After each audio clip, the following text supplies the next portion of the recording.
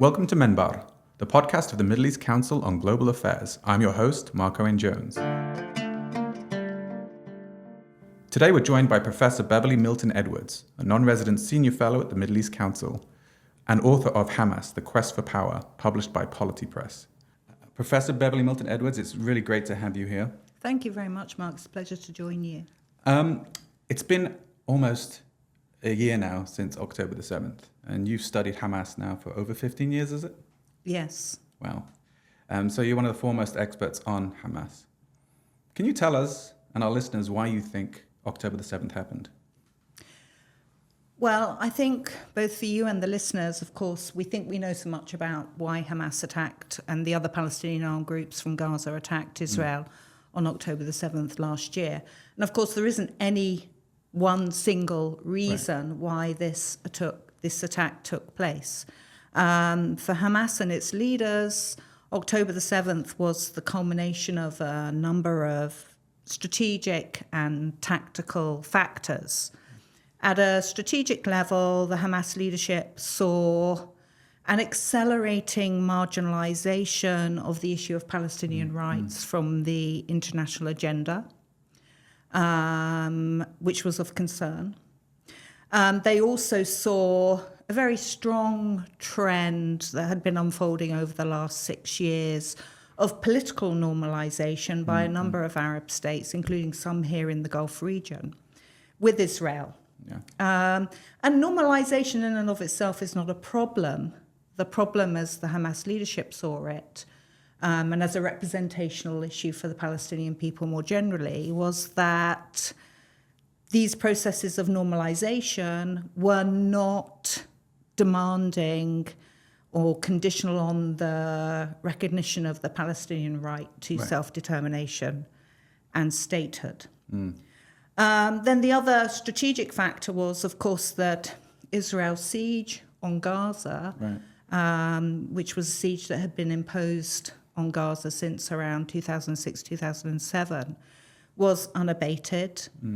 And there was, again, under the government of Prime Minister Bibi Netanyahu and his extreme right-wing partners, there was a rise in the violation of holy places in Jerusalem, which was not really receiving condemnation in the ways that many people expected from the international community, and were giving rise to greater concerns about the freedom of worship for everybody around the world to access these places.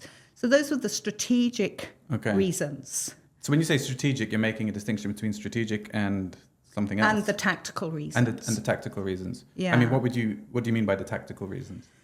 Well, tactically, what we were seeing was that the Hamas leadership, and in particular the military and security and intelligence leadership of the movement in Gaza, had really increased their capacities, had really formed a series of plans that displayed intimate knowledge and understanding of Israel's vulnerabilities. Is that partly due to, for example, the experience of Sinwar in Israeli prisons?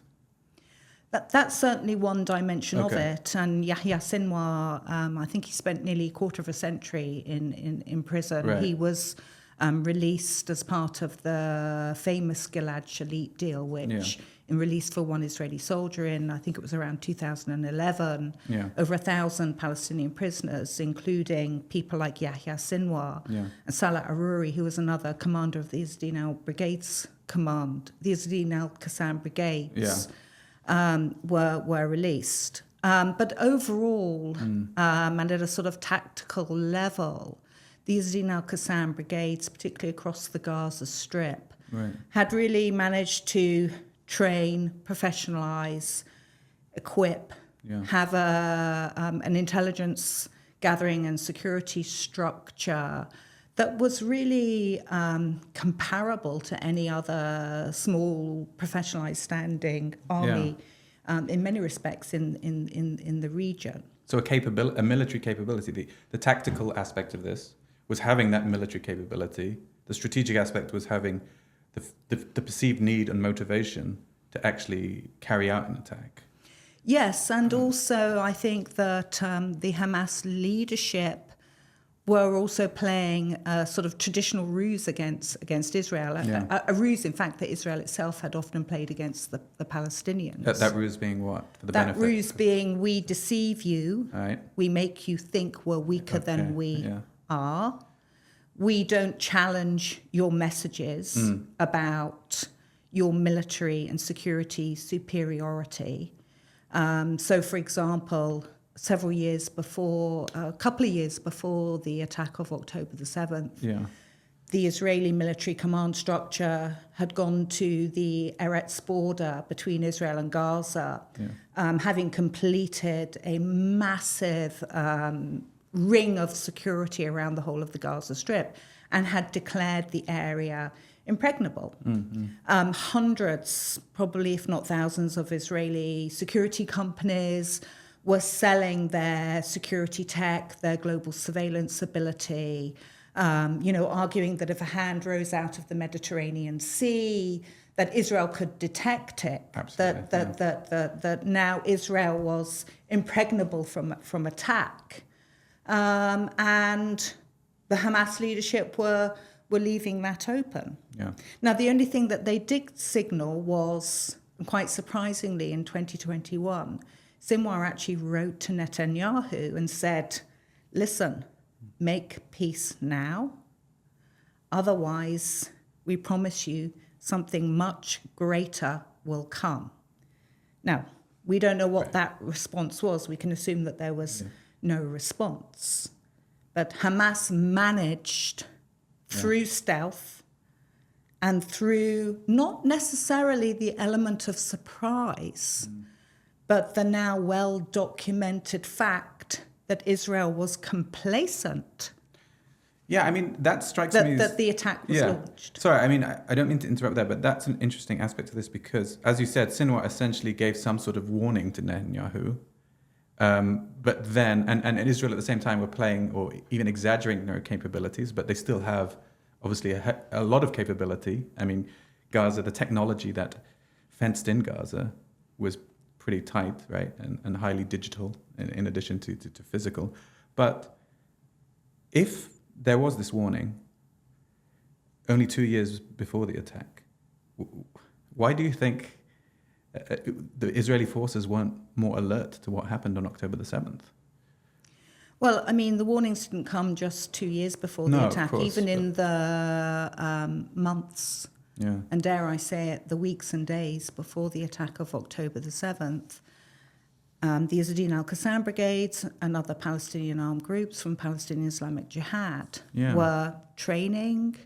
I mean, I've seen with my own eyes the videos that were placed on Telegram channels of command and control rooms, of mock assaults and exercises. And to be fair to the Israelis, their intelligence corps had picked up on these activities. And moreover, they had compiled a report lower down the intelligence chain. And again, don't forget that Israel has a number of intelligence actors working, internal security, military security. And a compilation of these reports did in fact warn that the likelihood of Hamas being able to mount a military operation had increased.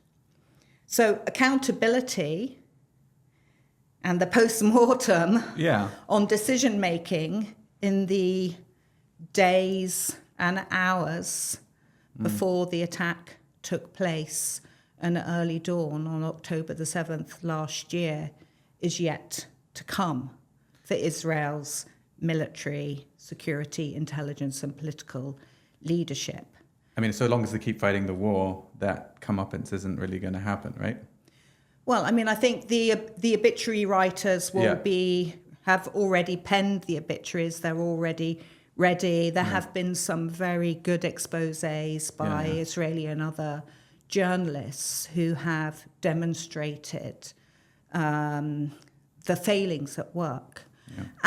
And it's bearing in mind how powerful that Israeli narrative was for Israelis themselves. And, even for people like myself, I mean, for decades now, I've crossed regularly from Israel to Gaza and Gaza to Israel through the Eretz crossing. And it's everything that they say it is. Yeah.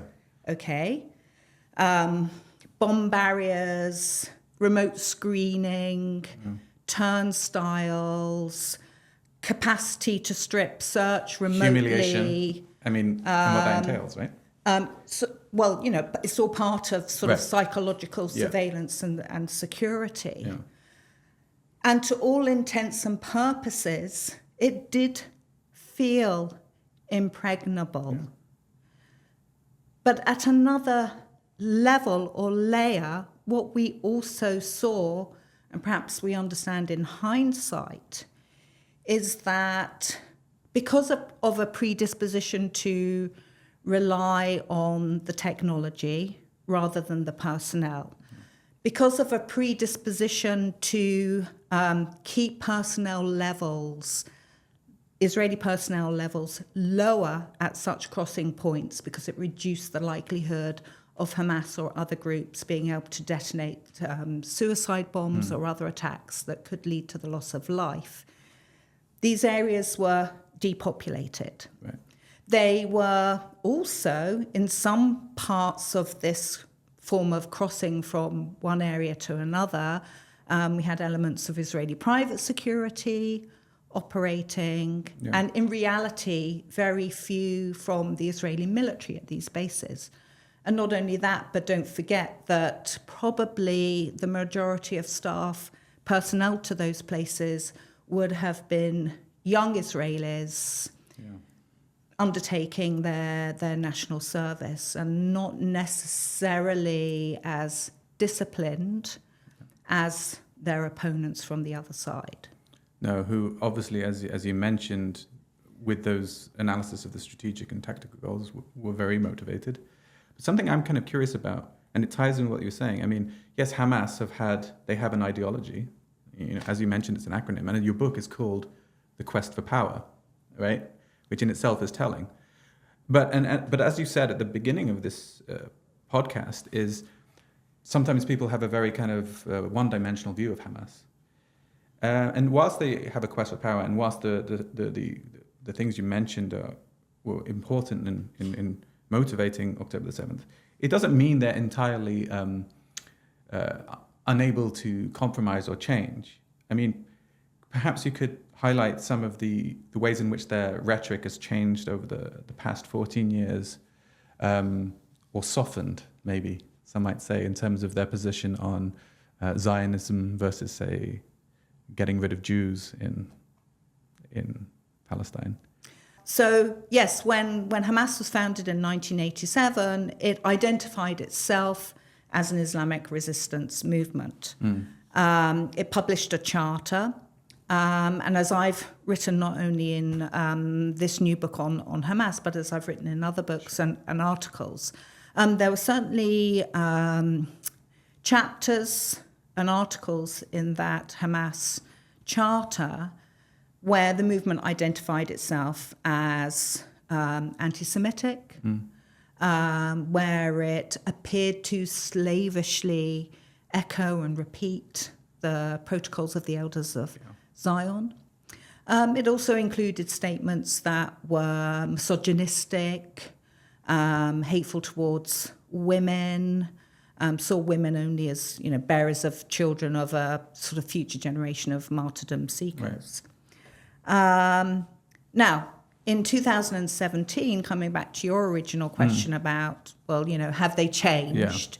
Yeah. Yes, in 2017, Hamas issued a revised charter in which they declared that the enemy were the Zionists of Israel, And in some respects, this was received as a sort of panacea, or at least a sort of response to the sort of criticisms that Hamas is an anti-Semitic movement intent on expelling Jews from the whole of Palestine and everywhere else in the world where Jewish people may be. And again, critics of Hamas would point to Hamas's use of Quranic verses, which appear to, according to the interpretation of the critics, appear to amplify such anti-Semitism. So that's that issue dealt with. Hamas felt that they had responded to it. Coming to the broader questions of moderation, and Hamas being a partner that its rivals and allies can work with, we come up against a very real question of whether the organization has truly had the opportunity through such engagement, through dialogue, through negotiation, through sustained confidence building measures, to make the kind of transition that other armed organizations and armed resistance movements traditionally undertake, transitioning from maximalist demands to compromises, okay? And this we just don't see in the Israeli-Palestinian arena, because we can no longer point to peace processes involving Israel and Palestinian partners. We've certainly never seen a peace process or even a dialogue process, really, even at track 2, where the whole of Palestinian society as a representative force, which also includes people who support Hamas, across the table, negotiating and dialoguing with the panoply of Israeli society. In fact, what we can see today in both Israel and in the occupied Palestinian territories is inevitably, when societies are in conflict, the rise, the domination of extremist, right-wing, racist political forces, and a complete loss of middle ground. And this is where the international community has so abjectly failed, not just Palestinians, I would argue, but ordinary, peace-loving Israeli citizens as well. Of which there are many. We've had one ceasefire in the past year. Why hasn't there been another? Despite all the efforts or alleged efforts from international actors to actually make one happen? I think that's a very interesting question, because, you know, back in November last year, when countries like Qatar and Egypt and the USA convened to establish this window of opportunity, the sense of relief it gave to the traumatized people of Gaza, who at the time, and I remember this very clearly, a very close friend of mine in Gaza telling me that for the first time since the war had started, for the first time since Hamas and the other Palestinian armed groups had waged that attack against Israel on October the 7th, with such devastating consequences for Israel, that there was hope. There was hope that the nightmare might end. And I think we all remember that day, the first day of the ceasefire, very, very clearly. And in fact, I don't think, you know, I'm just going to take this moment actually to remind us that the guns fell silent, the zzz of drones of Israel's modern day Gideon eyes over Gaza stopped. And people, I believe, on both sides of the border between Israel and Gaza, came out into the air and breathed a sigh of some small relief. I just want to mention, you mentioned that very kind of, I thought, eloquently, but I remember seeing a graph of casualties and those killed, in the past year. And you could see the week of the ceasefire in the graph, because you suddenly see a steep line of people being killed every day, flattening for the only time in the past year. And to me, it was just so striking. Yes, and not only was that striking, that the tens, the hundreds, the thousands of thousands of Israeli victims and the tens of thousands of Palestinian victims of this war, that dropped for those first few vital days. That for Israelis, particularly the parents of children who were being held captive in Gaza, for those foreign workers, Thai and Filipino workers, for some of the elderly and women, there was hope. So I think as humans, and we tend to forget the human dimension of this conflict for everybody involved. Yeah. I saw how important the human dimension of this pause was. People felt release in all sorts of ways. And hope. Yeah. And we had a highly important surge of humanitarian aid to Gaza, because, of course, along with the human casualties of this war has been the casualty of Gaza infrastructure, its schools, its hospitals, its university, its electricity supply, its colleges, its health clinics, its mosques, its churches. I've heard the term domicide, which I'd not heard before, the sort of destruction of infrastructure and homes. Yes. So there was, an awful lot of hope. There was, and I think it's important to say this, there was also evidence of a degree of political manipulation, the opportunity to use the theatre of hostage release by Hamas, in particular the staging of those releases that, in my personal opinion, were particularly unedifying and unhelpful. And I don't necessarily think contributed positively to the important mechanisms of verification and accountability that accompanied this brief period. Right. So that brings me back to your question, which is why it hasn't happened again. Right.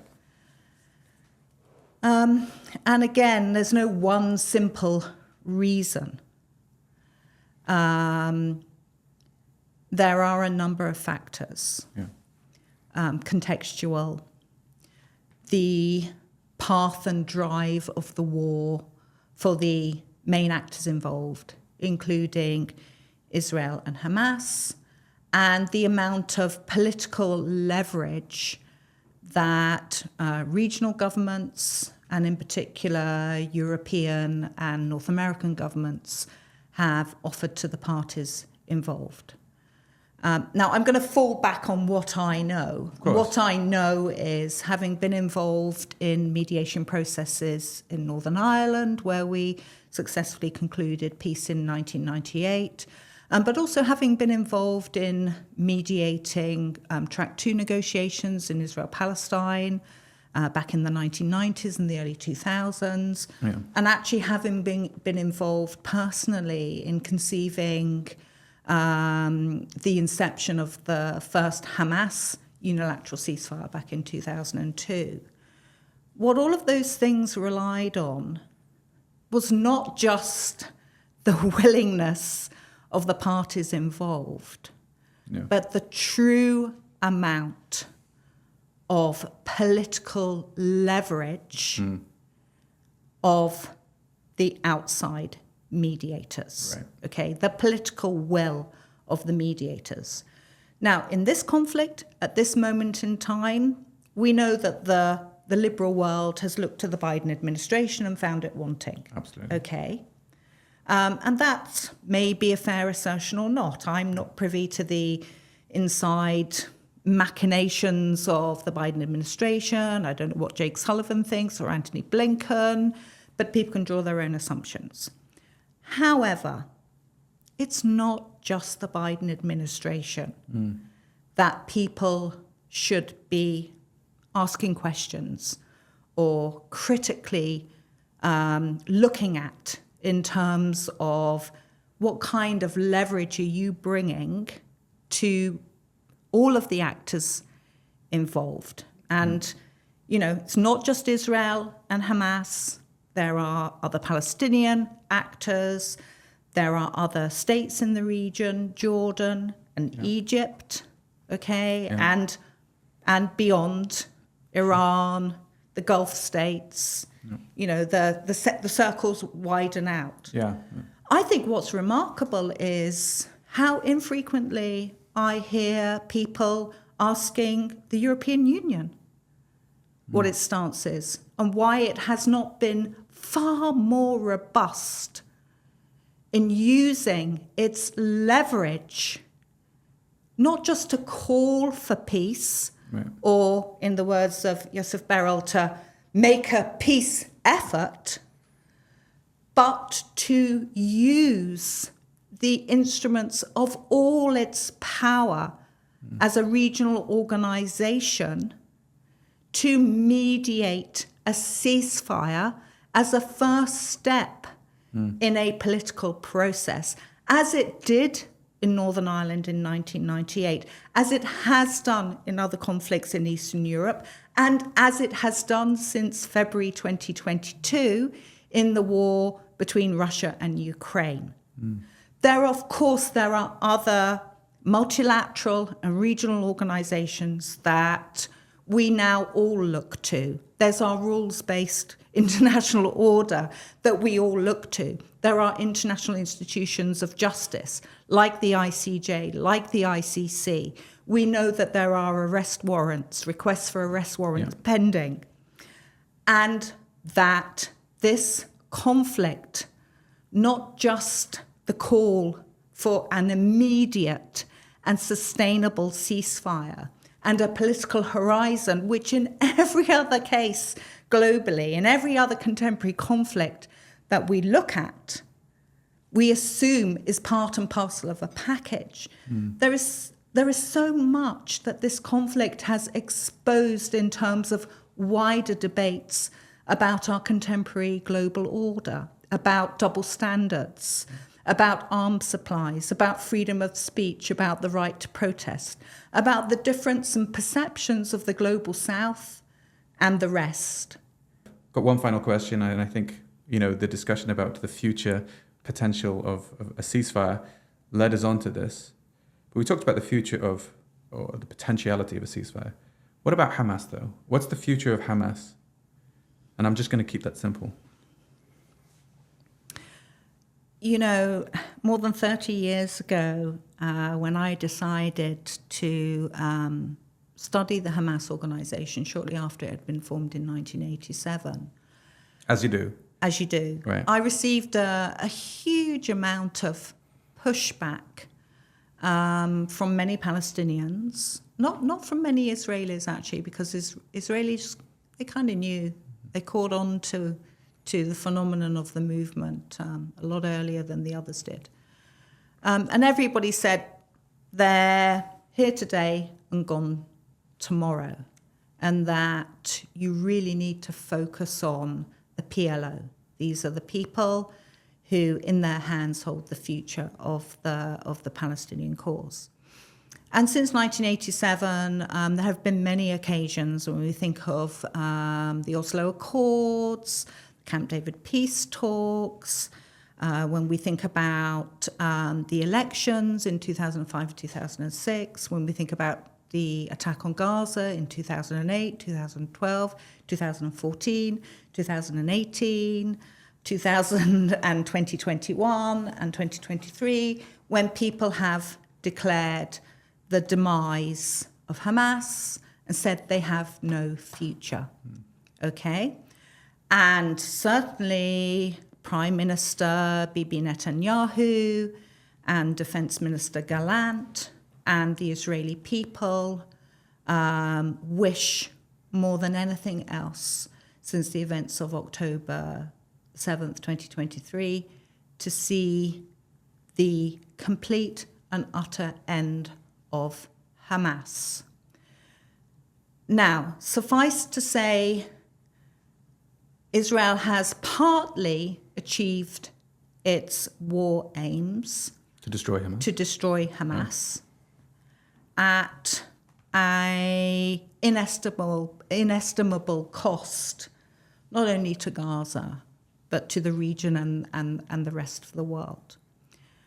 And yet, Hamas, the appeal of Hamas, its leaders, those that remain, and of course Israel for many decades has had a very open and stated policy of decapitation, of using the military parlance of mowing the lawn.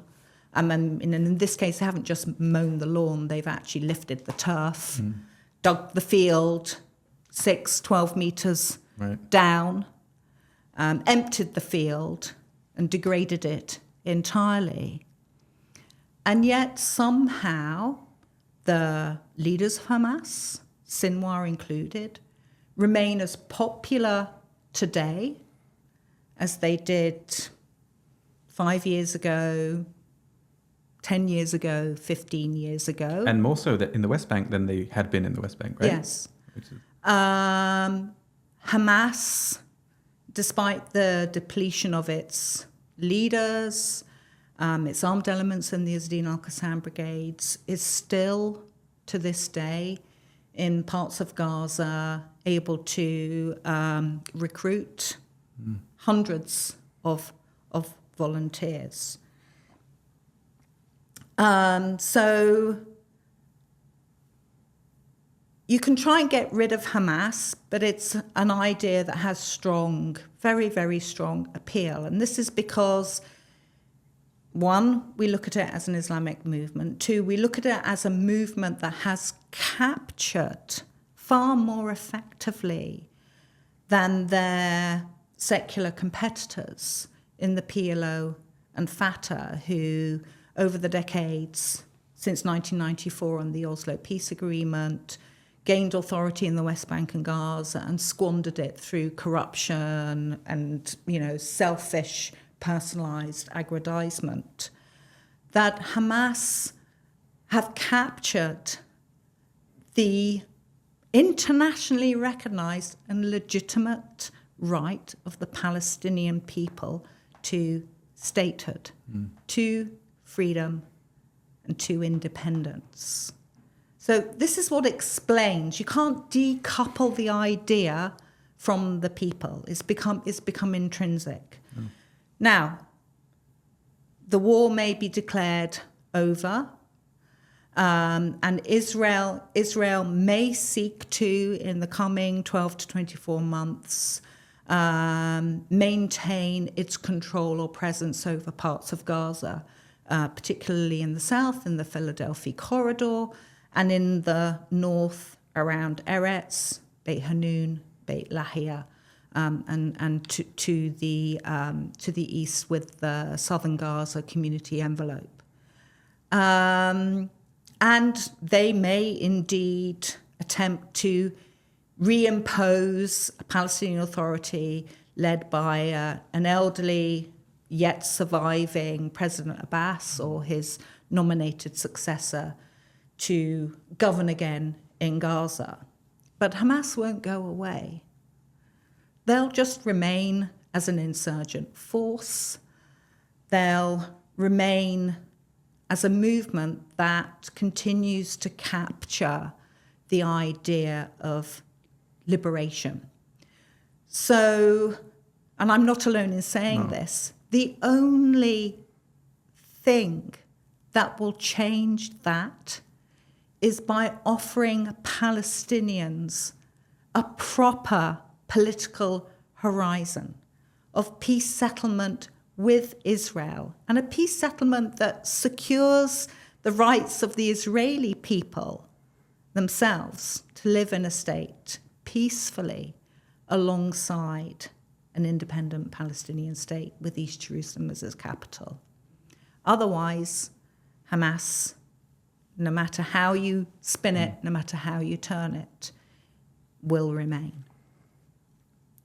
So in a word, when Netanyahu says he wants a military solution to the problem of Hamas, he's wrong.